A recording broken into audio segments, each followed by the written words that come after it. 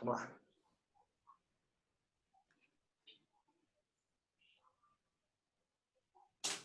Olá, entusiastas da arte marcial chinesa. Esse aqui é o Kung Fu em Foco. Sejam todos muito bem-vindos. Como sempre, esse aqui é o seu canal de entretenimento e de entrevistas com grandes personalidades do Kung Fu, da nossa tão querida arte marcial chinesa. E como sempre, dividindo o palco com meus grandes amigos, Chifu Luciano, Chifu Bruno Barros. Não é isso, Lu?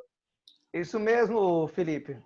Olá a todos os fanáticos do mundo do Kung Fu. Hoje nós temos aqui conosco uma grande celebridade aí, um estudioso de artes marciais e, quiçá, um caçador de mitos. Não é isso, Bruno? É isso aí, gente. Dentre as milhares de titulações aqui que eu poderia citar, eu queria que todos recebessem aí com muita cordialidade, né, o grande professor Marcelo Antunes, doutor em Educação Física pela Unicamp, coordenador do Centro de Estudo e Pesquisa em Lutas, Artes Marciais e Esportes de Combate da Universidade Federal Fluminense. Marcelo, seja muito bem-vindo. Ô, pessoal, obrigado pelo convite aí. É uma honra estar aqui com vocês, essa galera que está mexendo com o mundo da arte marcial chinesa. Muito legal. Obrigado pelo convite. Pessoal, e como sempre eu inicio as perguntas, mas antes disso, lembrando vocês de se inscrever no canal, ativar as notificações para estar por dentro das nossas próximas entrevistas, tá beleza? Então eu começo já chutando a bola. Para quem não sabe, o Marcelo, né, obviamente é um grande pesquisador, não só da área do Kung Fu, mas das artes marciais de uma forma geral. E dentre as pesquisas dele, uma que, na minha opinião, é muito interessante e peculiar, porque pouca gente nas artes marciais, especificamente do Kung Fu, trabalha hoje com isso, que é o esporte adaptado, né? Então, eu queria que o Marcelo falasse um pouquinho da pesquisa de doutorado dele, que foi com Kung Fu adaptado, pessoas com deficiências, e como que ele vê o cenário do esporte adaptado hoje nas artes marciais. Bom, a pesquisa se desenvolveu no âmbito do meu doutorado lá na Unicamp, né? Sob a orientação do professor José Júlio Gavião de Almeida, que é o meu mentor acadêmico e meu ídolo, né? É um cara fantástico, vale a pena conhecer, é um professor de altíssimo nível, não só na área do esporte adaptado, do esporte paralímpico, mas também das lutas, porque ele é professor de taekwondo. Então, foi muito legal ter essa interlocução com ele e fazer pesquisa com ele, sob a orientação dele nesse campo, né? O esporte adaptado no Brasil ele tem crescido muito desde a década de 1990, né? Então, o Brasil hoje é um dos expoentes mundiais no esporte paralímpico, né? E no esporte adaptado especificamente. Então, há muito trabalho sendo desenvolvido, há um processo de formação de professores, de técnicos intenso, porque há um campo ainda no Brasil muito pouco explorado. E isso impacta diretamente a arte marcial, né? Tanto a chinesa como outras modalidades específicas.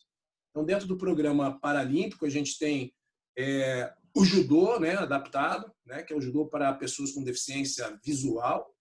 Nós temos a esgrima em cadeira de rodas, né, com pessoal com deficiência motora, amputação, lesão medular. E a gente começa hoje a migrar para um processo de inclusão do taekwondo adaptado, né, que é a modalidade de taekwondo para pessoas que têm amputações de membros superiores.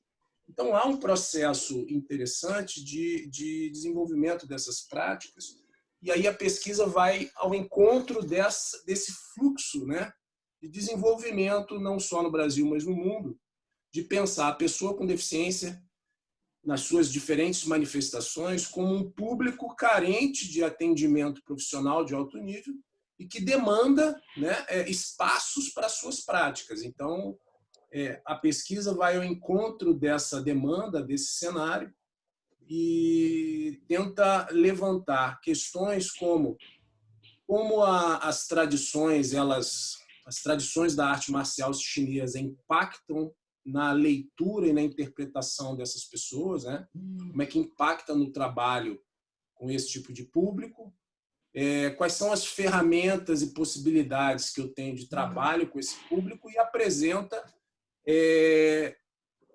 propostas de organização de conteúdos e de ensino da arte marcial chinesa vinculada às diferentes deficiências. Então, eu tenho 4 tipos gerais, que são deficiência física, auditiva, visual e intelectual. E aí, na pesquisa, a gente encaminha as diferentes modalidades do Wushu para as diferentes características e apresenta graus de possibilidade de trabalho. Então, há um trabalho muito detalhado pensando no conteúdo do Wushu e pensando nas características das diferentes deficiências que se apresentam nesse público. E aí eu crio um modelo ou uma proposta de trabalho que viabiliza atender esse público nas academias, nas escolas, enfim, nos diferentes espaços. Foi isso. Legal. Eu também pesquisei a respeito desse conteúdo aí, quando eu estava lendo os trabalhos do Marcelo, né? Eu já tive experiência algumas vezes com deficientes intelectuais, né? No caso de autistas, né? Queria que você falasse um pouquinho sobre eles, que é um trabalho, eu acho, mais complicado com eles do que uma deficiência física, né? Uhum. Hoje eu tenho também um rapaz que tem uma dificuldade motora também se desenvolvendo, né? E na nossa escola também nós temos um rapaz com Parkinson, né? Então, a gente vê, assim, é um trabalho gostoso de fazer. Eu queria que você falasse um pouquinho, assim, um apanhado, assim, desses, principalmente do intelectual, né? Como a gente poderia trabalhar o Kung Fu, assim. A minha experiência, a minha primeira experiência com pessoas com deficiência foi na APAI. A APAI é a Associação de Pessoas Especiais e, enfim, tem um nomezinho lá bem complexo que hoje a gente não usa muito. Na verdade, o termo que nós usamos hoje é pessoa com deficiência, porque a deficiência ela é uma característica. Então, a característica é igual ao cabelo. O Bruno estava falando no início ali do cabelo que caiu. É uma característica do Bruno. Então, nada impede que o Bruno exerça várias funções diferentes com essa característica, assim como qualquer outra característica, cor de pele, cor dos olhos, tamanho, altura, amplitude circular, né, radial, enfim. A pessoa com deficiência é a mesma coisa, ela tem características. Então, quando nós entendemos que a deficiência é uma característica, isso nos possibilita trabalhar com as potencialidades. Então, a gente desvincula a deficiência de algo que rege a vida da pessoa do ponto de vista da impossibilidade e transforma isso na perspectiva das capacidades. E aí a gente tem uma série de deficiências com características distintas. A que você falou, que é a síndrome, o autismo, né? o espectro autista, né? Que é o nome mais correto, ele é uma deficiência com múltiplas características e gradações de intensidade de impacto, né? E uma das coisas que é mais difícil, ou que é um grande desafio trabalhar com uma pessoa com autismo, é que ela tem pouca possibilidade de relacionamento social. Ela tem uma dificuldade gigantesca. E ela tem uma dificuldade com o toque. É pior ainda. Então, você tocar ele é uma agressão para ele, muitas vezes. Obviamente que isso depende sempre do grau, da intensidade que esse sujeito é acometido pelo espectro, né? Mas isso é uma coisa interessante de tomar cuidado, né? Porque essa aproximação ela leva tempo. E uma coisa que é legal de trabalhar com eles é que eles trabalham com rotina. Se você estabelece uma rotina e ele entende que vai ser sempre daquele jeito, acabou, está resolvido, é fácil. Eles lidam muito mal com a surpresa, com a novidade, com alguma coisa que não estava no script, né? Então, se você vai mudar alguma coisa, isso é uma dicasinha que é legal, que a gente sempre fala. Se você vai mudar alguma coisa no esquema da aula, na rotina dele, você tem que avisar ele, explicar isso muito detalhadamente antes da coisa acontecer. Então, é como se fosse um plano de aula. Antes da aula acontecer, fala, olha, fulano, tá vendo isso aqui? Ó? Hoje eu pensei da gente fazer isso, isso, isso, isso, nessa sequência. Porque mudar a sequência também de ações cria confusão. Uhum. E eles detestam isso. Sim. Então, quanto mais a gente consegue preparar ele para uma novidade e manter uma rotina, pô, o sucesso é garantido. Não tem muito problema. É só entender essas questões, né, de características da própria deficiência. Eu tive um caso aqui, né, com esse aluno, foi muito curioso, né, que a mãe dele se emocionou bastante, porque já no segundo dia de aula, tanto comigo quanto com o meu instrutor, ele não se dava com ninguém, nem os familiares tocavam muito nele, mas é aquela coisa, às vezes, é empatia também, que eles desenvolvem muito essa ligação emocional, né? Sim. Então, assim, conosco, então, assim, fazia aula tranquilamente, só deixou de fazer aula conosco por distância geográfica, por mudança mesmo, mas obrigado. Vai lá, Bruno. Marcelo, você está realmente inserido, né, nessa área acadêmica e tem diversos trabalhos acadêmicos, né? Às vezes você volta e meia lançando novos artigos, né? Parabéns. Eu queria que você me falasse, me desse um panorama do Kung Fu, né, e a sua representatividade no meio universitário. Como é que está isso hoje, Marcelo? Como é que você pode... Bom, eu vou fazer um históricozinho rápido aqui, né? Porque é importante a gente entender como é que a coisa se organizou. Parte desse processo de aproximação do Wushu com a universidade foi feita com a Confederação Brasileira de Wushu com a Unicamp. Eu acho que esse foi o start das pessoas começarem a entender a relação entre a arte marcial e a universidade. Não só aqui no Brasil, mas em outros lugares, isso tem um impacto significativo. E aí eu posso falar disso depois. Mas, no caso do Brasil especificamente, eu acho que começa aí. E aí você tem duas coisas acontecendo. Uma é o programa de pós-graduação da Unicamp aceitando trabalhos com o Wushu, com a arte marcial, e aí o Wushu olha isso e se aproveita, e hoje a gente tem lá eu acho que a gente tem muitos trabalhos de graduação que foram feitos com Wushu. Eu cheguei a orientar um lá como é que é o nome do rapaz, meu Deus?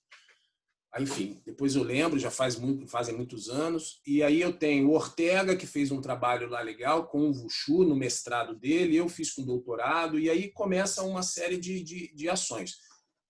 Isso é interessante porque você começa a estudar uma modalidade que é muito antiga e tem um arcabouço cultural muito forte do ponto de vista científico. E aí você começa a tirar as camadas ou o véu, né, de mistério e começa a descobrir que o Wushu é uma arte marcial fantástica, né, que tem um potencial gigantesco de trabalho, não só no alto rendimento, mas em outros campos, né, como lazer, educação, saúde, trabalhando com pessoas diferentes, criança, adolescente, adulto, idoso, pessoa com deficiência, enfim. E aí você começa, através da universidade, a abrir o campo de olhar, né? Os horizontes começam a se abrir. O que eu acho que talvez seja o melhor caminho para o Wushu hoje competir no meio das artes marciais que estão tão voltadas para o alto rendimento, para a performance e para a aplicação numa só perspectiva. Então, assim, você tem hoje a Unicamp, você tem a USP fazendo trabalhos, lá no Sul, na Federal do Rio Grande do Sul, você tem um grupo lá trabalhando, na Unesp você tem um pessoal trabalhando, enfim, tá começando. Eu acho que a gente tem aí uma década desse trabalho, né? Então, tá começando. Uma década para o meio acadêmico é nada, mas tá começando, assim, né? Você está tendo centros de pesquisa que estão olhando para isso com calma. Você já tem orientadores em pós-graduação, como eu, que estão orientando projetos em arte marcial e estão abertos a orientar estudos adequados com o Wushu e muito afim de orientar estudos com o Wushu, né? Então, você tem possibilidades. Você tem o Walter Correia, na USP também, que trabalha com o Wushu. Ele é professor de Wing Chun, é aluno do Léo Imamura. Então, ele está lá no programa, orientando. A gente está até conversando aí alguns trabalhos juntos. Então, é uma rede que está se formando, mas está muito embrionária e precisa de gente disposta a estudar mesmo, não é ficar contando lenda, né? Porque isso não tem espaço. A não ser que vai fazer um estudo sobre o mapeamento das lendas no Wushu. Ó, uma ideia. E que é interessante, porque é a parte folclórica do Wushu que é muito rica também, mas ela não pode ser proeminente no desenvolvimento da modalidade, é só história. Pessoal, recebendo hoje aqui o professor Marcelo Antunes, e não se esqueça de se inscrever no canal, ativar as notificações para estar recebendo as nossas atualizações de novos entrevistados. E só tecendo um comentário sobre o que o Marcelo estava falando, o Marcelo que já acompanhou alguns outros entrevistados nossos, e a gente sempre comenta muito isso. O Kung Fu ainda é muito místico, né? O Wushu é muito místico ainda. E muito desse misticismo atrapalha as pessoas quererem sair do mesmo. Então, a pessoa está muito confortável com aquela história que ele aprendeu com o mestre dele, que aprendeu com o mestre do mestre dele, e ele prolifera aquilo como uma verdade. Então, quanto mais longe essa história vai, parece que mais enraizada ela fica. Então, quando você chega com o processo de conhecimento acadêmico e tenta mudar aquilo, você mexe muito com a estrutura, com o ego daquela pessoa, né? Então, eu acho que muitas vezes a pessoa ela até acredita que aquilo no fundo não tem muito sentido. Só que aquilo, na verdade, é tão forte para ela, faz tanto parte da vida dela, que ficaria feio ele na frente dos discípulos falar que, poxa, aquilo está errado, agora é assim, que ele leu no livro, que ele leu no artigo. E é muito complexo isso. Eu nem ia falar isso, eu falei outra coisa, mas eu lembrei, Marcelo falou, fiquei com esse negócio na cabeça.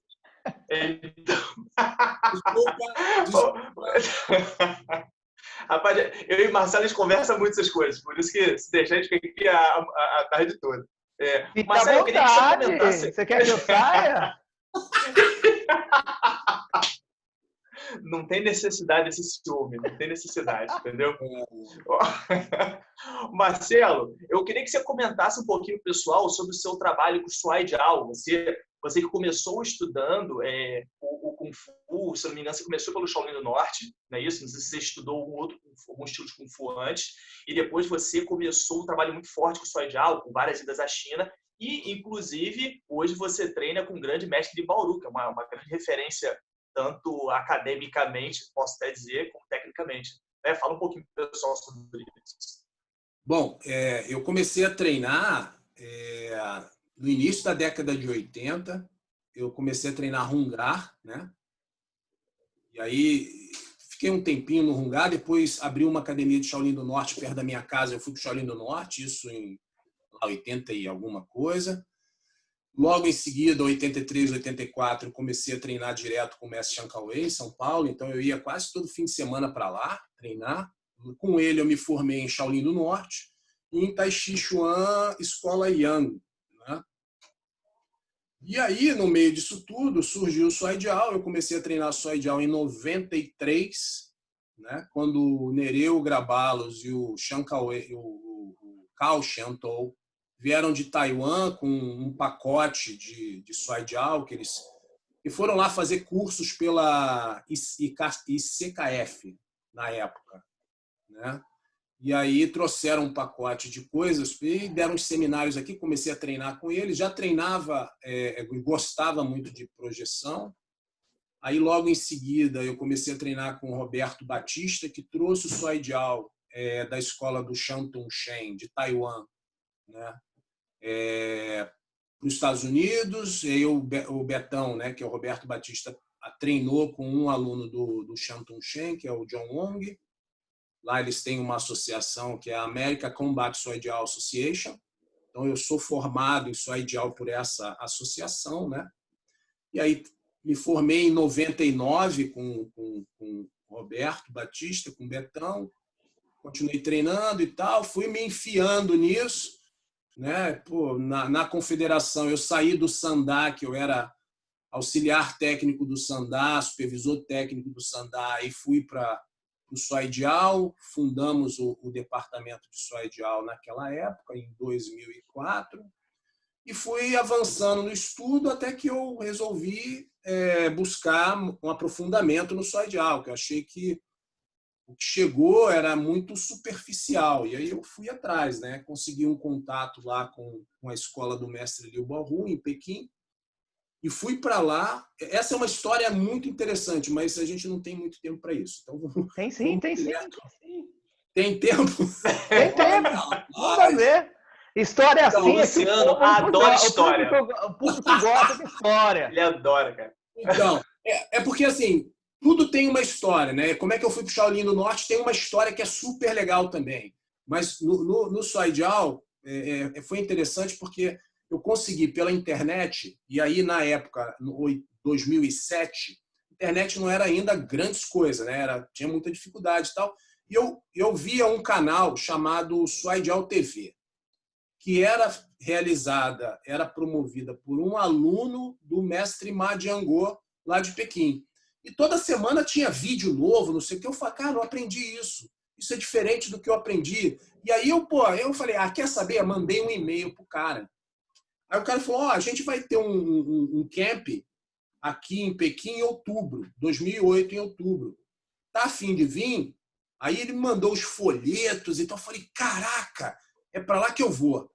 Aí beleza, aí preparei tudo, me organizei a vida. Aí depois de um certo tempo o cara mandou um e-mail, Marcelo, o camp foi cancelado porque o governo não autorizou, porque a época do final das Olimpíadas, a cidade ainda vai estar muito confusa. E aí eu falei, nossa, ele, infelizmente. Aí eu fiz aquela pergunta que ninguém faz. Eu falei, mas eu não posso ir mesmo assim? Aí o cara falou, mas não vai ter certificado. Eu falei, cara, eu não estou preocupado com certificado. Certificado eu já tenho. Eu não quero saber disso. Eu quero aprender. Ele falou, então vem para cá. E aí peguei o avião e fui. Fiquei lá 45 dias de primeira, treinando com os doidos lá. E aí acabou. Entrei num ciclo de 2 em 2 anos e para lá e estou lá até hoje. Sem certificado. Mas a experiência, o conhecimento, ninguém toma. Então, cara, isso é o que é o mais louco, né? O papel, ele não é nada nesse universo. Nada. Nada. Você vê gente com papel aí conversando sobre Soidial, você fica olhando, você fala, pelo amor de Deus, e esse cara engana as pessoas mesmo, assim, Nossa! É aquele que você fala, para o mundo que eu vou descer. Nossa, não, é chocante, assim. Como você se torna professor de uma modalidade tão rica como essa num fim de semana? Em 3, 4 cursos. Não dá, né? Não vamos falar disso não, que isso é feio, vamos mudar de assunto. Poxa, eu ia perguntar como é que você acha que estava o Soidial no Brasil. Vou ter que mudar a pergunta? Tá bom. Tá bom. Falando da modalidade, então vamos lá. Como é que você vê o crescimento e o desenvolvimento do Soidial no Brasil? Porque pouca gente conhece, né? O pessoal conhece muito grappling, judô, né? E o Soidial teve aquele aspecto de, por muito tempo, o pessoal olhava assim, e aí eu vou naquilo que você estava falando, né? O cara chegava, não, é judô chinês. Você fala isso para um chinês, o chinês vai te odiar o resto da vida. Porque, além de ser uma ofensa histórica, né, é a demonstração do desconhecimento da modalidade. Sim. Mas Soidial no Brasil Oh, meu Deus. É muito triste falar do Soidial do Brasil, porque o Soidial do Brasil ele é um coadjuvante do Wushu em qualquer instituição de organização da arte marcial chinesa. Ele não tem protagonismo, né? Então, assim, eu percebo isso há muito tempo. Eu comecei a eu saí da Confederação Brasileira de Wushu em 2011 por causa disso, porque se colocava o Wushu como um apêndice, e um apêndice que você podia certificar e dar diploma de fim de semana, de curso, como foi feito. E aí eu não tenho nenhum constrangimento em falar isso, porque eu estava lá, eu vi, eu sou testemunha, eu sou o cara que fundou esse troço na Confederação Brasileira de Wushu. E os caras queriam que eu assinasse diploma e autorizasse as pessoas a darem aula de Soidial sem saber Soidial.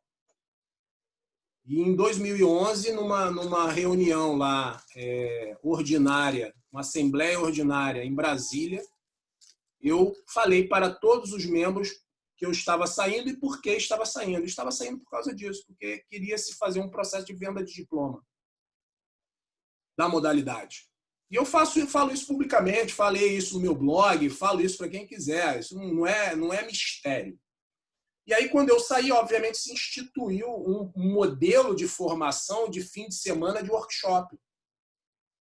De 15 horas, não importava quem entrava lá e saía com um diploma de professor. Né? Obviamente que isso tem uma vida curta, né? Isso se esgotou.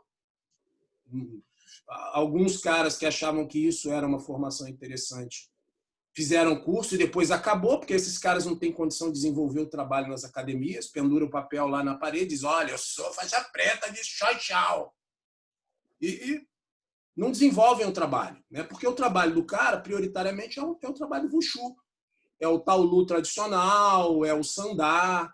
E aí, para o cara avançar numa outra frente, ele precisa ser especializado, e não era o caso. Então, o Soidial hoje no Brasil ele é um coadjuvante de um processo maior que impacta tanto a Liga Nacional de Kung Fu, quanto a CBKW, quanto a outra lá do... Enfim, tem algumas nacionais aí que usam o Soidial como mais um do cardápio. Assim, sabe aquele negócio? Não, tem esse pratinho aqui que é legal.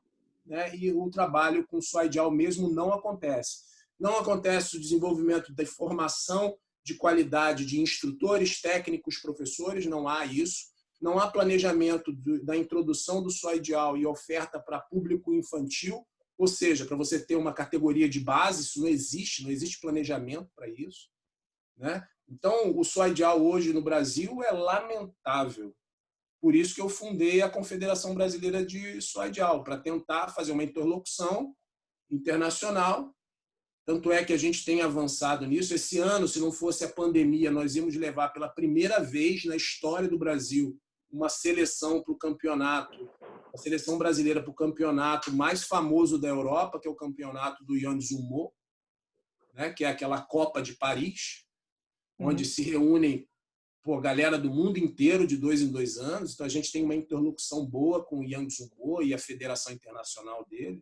A gente tem uma abertura gigantesca com Pequim e todo o apoio de Pequim para fazer o que a gente bem entende. Então, assim, a gente está se dedicando só para o Soidial, mas a gente é um grupo pequeno, né? Quem gosta de Soidial não gosta de Soidial, porque não está trabalhando com Soidial, tá? Com papel colado na parede dizendo que é professor de Soidial, mas não desenvolve o trabalho com Soidial. Então, Soidial hoje no Brasil tem um longo caminho a percorrer e que depende, obviamente, do trabalho sério, com a modalidade como protagonista, né? E que os professores que se pretendem professores de Soidial têm que fazer a formação correta da arte marcial, que não é em curso de fim de semana. É isso, cara. Infelizmente, Marcelo, o cenário não é bom. Marcelo, cheguei a conversar contigo uma vez. Eu tive lá na China, fiz uma vivência, né, de Soidial com o Tsui Lao Shi. Né? Você me disse que conheceu, né, lá na Capital University. Exatamente, na Shodo Hidashi, né, onde eu estudei também. Conheço o pessoal de lá. Isso, Tsui no Shui faz parte. O chefe do Suaidial de lá, da disciplina Suaidial do curso de Educação Física, é aluno do Madiangô, que é o meu professor direto. Que bacana. Eu conheço, já almoçamos, jantamos juntos, já fui lá, dei um treino com ele. Enfim, a primeira vez que eu conheci o Tsu, ele me botou na base cavalo e ficar rodando lá o tal do Xiao Banzi. Mas uma pessoa ótima, um pessoal lá muito bom, muito legal. Ele faz parte da nossa família, né, do estilo, né, Jiangjiachen. E foi muito engraçado quando eu comecei essa vivência de Shuaijiao com ele. Ele falou assim: vocês querem ver Kung Fu de verdade? Eu tava com outros colegas ali e tal. Kung Fu de verdade é Shuaijiao, né? E foi muito engraçado, ele era muito figura. E eu me lembro que quando a gente conversou, né, algum tempo atrás, você e eu, você citou para mim que, pô, que hoje ensinar Kung Fu tradicional tá muito difícil, os alunos não querem fazer, né, formas e tal, e que o Shuaijiao seria uma aplicação direta, né? Eu queria que você me dissesse o que você pensa disso e o porquê que você demonstra esse brilho no olho quando fala Shuaijiao, sabe? O que mexe com você? Cara, algumas coisas, né? A primeira coisa é que foi a primeira vez na minha vida que eu encontrei um sistema organizado com começo, meio e fim.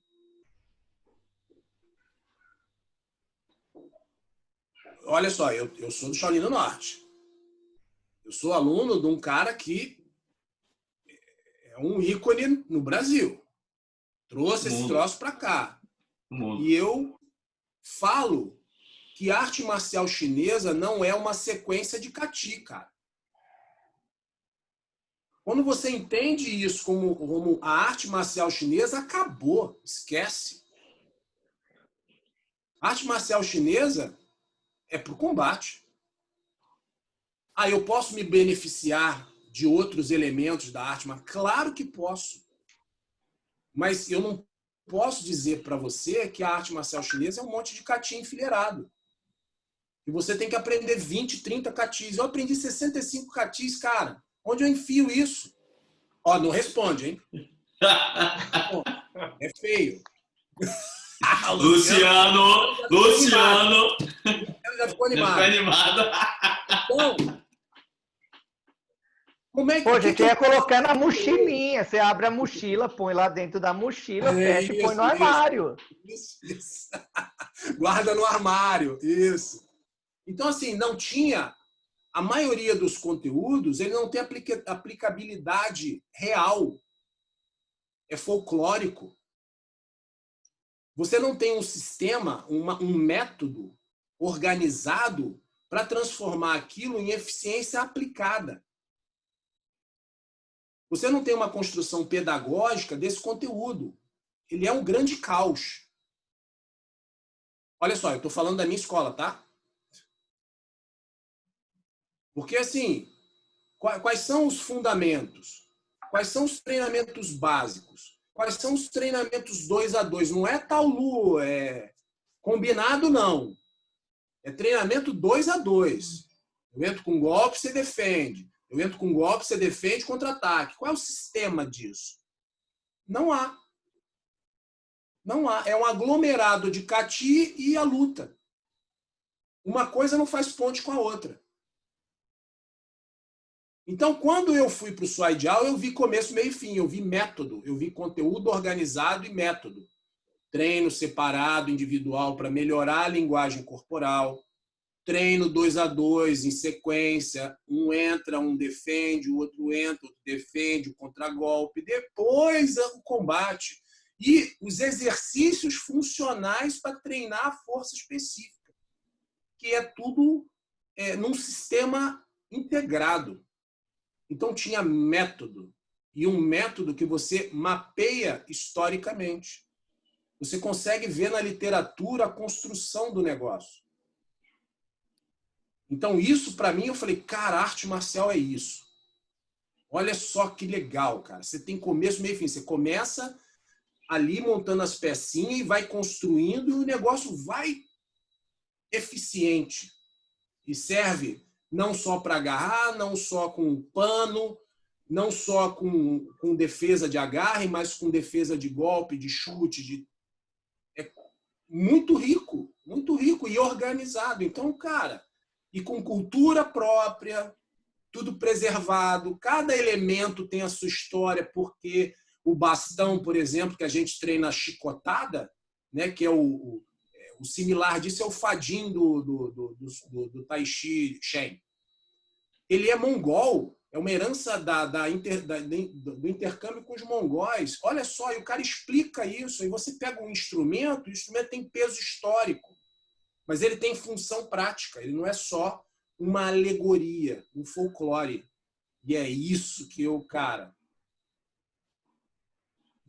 que eu não achei no Shaolin do Norte, que eu não achei no Tai Chi. Eu sou obrigado a falar, eu deixei uma escola, não deixei, meu professor, o Chan Cauê, é meu professor até hoje, até eu morrer. Vai ser sempre meu professor. Mas eu não treino mais isso porque não faz sentido para mim, do ponto de vista da arte marcial. Ele perdeu o sentido. Depois que eu vi o Shuai Jiao na China, tá? Isso é muito importante ficar sinalizado. Porque o que eu vi aqui, o Shuai Jiao que chegou no Brasil aqui, é um Kung Fu diferente. É mais um negócio de Kung Fu. E aí, numa outra oportunidade, eu até explico o processo histórico, como é que isso se formou. Porque tem razão de ser como está aqui hoje. Tem uma razão de ser. Mas é uma explicação mais complicada, mais lenta, maior um pouco. Não temos tempo, olha o Bruno lá olhando o relógio. Pessoal, chegando a nossa segunda rodada de perguntas e, como sempre, perguntando ao nosso cronometrista, Bruno Barros, como estamos no tempo, Bruno? Ó, tem mais uma pergunta. Dá para fazer mais uma pergunta, mas não dá para fazer uma rodada. Só uma pergunta, Felipe, é contigo. Então, peraí. Felipe. Calma aí. Felipe. Para aí, Bruno, vamos lá. Jokenpô. Não? Vai lá, Felipe, é a tua vez. Capricha. Então, para quem não conhece, o Marcelo, que também, além de ser conhecido como caçador de mitos, é também conhecido como destruidor de sonhos. É uma coisa que eu apelidei ele carinhosamente lá no nosso grupo de pesquisa. Porque eu vou pedir para o Marcelo falar sobre o Seplamec, né, que é um grupo de pesquisa que eu faço parte também. Não, a gente brinca que o Marcelo é um destruidor de sonhos, porque quando você começa a estudar, boa parte da arte marcial, isso não acontece não só na arte marcial chinesa, mas nas artes marciais de uma forma geral, a oralidade é muito forte. Né? As coisas que você aprende é tudo muito baseado na oralidade e na confiança daquela pessoa que te passou a técnica também está te passando um conhecimento teórico. Então, quando você começa a estudar, a sua cabeça faz assim, ó. Aí você começa, caraca, meus sonhos, eu via tão feliz na minha caixa, era tudo tão afável. Aí o Marcelo vai e faz, pá, quebra a caixa, chuta a caixa, agora lê sobre isso, agora lê isso. Marcelo, eu queria que você comentasse um pouquinho, pessoal, sobre o Seplamec, o Centro de Estudo e Pesquisa em Lutas, Artes Marciais e Esporte de Combate, que, na minha opinião, eu acho que é o primeiro passo para quem quer sair da caixinha. Né? Comenta um pouquinho aí. O grupo, o Seplamec, ele foi fundado em 2018, na verdade, né? Depois que eu entrei para a UF, né? Como professor adjunto. Então, uma das atribuições das nossas lá como corpo docente é desenvolver pesquisa, né? Aí eu falei, vou desenvolver pesquisa em quê? Óbvio, arte marcial, né? Então, eu vou montar um grupo de pesquisa vinculado ao CNPq, oficial, bacana, que pretende estudar diferentes aspectos das artes marciais, em especial a linha de pesquisa sociocultural das artes marciais e histórica e a pedagogia das artes marciais. Então, essas são as duas linhas principais. Eu tenho uma linha de desempenho, mas ela é mais leve. Assim. Eu me dedico mais às duas principais, pedagógica e sociocultural. E aí a gente desenvolve estudos históricos, análise de cultura, né, baseado em diferentes autores que estudam cultura da antropologia, da sociologia, da filosofia e da história. E a gente usa esse arcabouço teórico como lente para olhar o fenômeno arte marcial. E aí, obviamente, a arte marcial chinesa entra debaixo dessa lente e também é investigada, né? Visto que as minhas pesquisas com arte marcial começaram pelo Wushu, né? Então, hoje eu desenvolvo algumas pesquisas particulares minhas, especificamente com o Suai Jiao, né? Mas eu oriento uma série de pesquisas no judô. O Luiz está lá pesquisando o Wushu agora e está fazendo um projeto mais geral, mas a gente tem estudado bastante o Wushu, né? E, enfim, é isso. Então, lá no grupo, a gente tem reuniões semanais, né? Com diferentes pessoas que podem fazer parte lá. A gente tem um processo seletivo para a entrada. E aí a gente tem vários projetos rolando, né? Assolapando o pessoal para estudar, muita leitura, muito debate, muita apresentação. A gente tem um processo de apresentação de resultados, de debates teóricos sobre a arte marcial e alguns aspectos que são importantes para o entendimento desse fenômeno.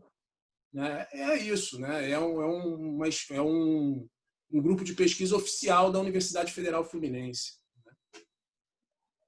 Pessoal, então quem quiser saber mais sobre o trabalho do Marcelo, o Bruno depois colocar tanto o livro, o Marcelo tem vários livros, mas contando com os assuntos que nós tratamos aqui, o livro do Suai Jiao, do Marcelo, que é muito bacana, que fala um pouco desse trabalho, tanto que ele faz do Suai Jiao no Brasil, quanto dessa saída da China, o que ele trouxe da China para cá, e também do Wushu adaptado, que é o resultado da tese de doutorado do Marcelo.